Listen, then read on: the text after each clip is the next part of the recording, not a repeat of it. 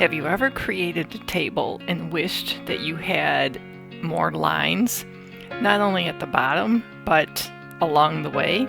Hi, I'm Ann Michael Henry, Workplace Productivity Strategist, and I want to show you a cool trick for adding lines that, quite honestly, I happened to stumble upon the other day.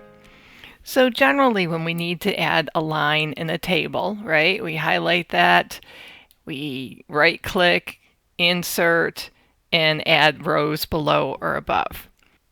Well, the other day I was working on a table and I don't know, I had my cursor at the end of a line outside the table and I hit enter. And guess what? I have a new line. Then I went to explore. I put my cursor at the end of a line from some place in the box in the table and I added another line. And I can do it again. So I can add additional information. And then I can just keep adding information as I need. And there you have it. Quick, easy trick. I tried to do it with columns. It doesn't work.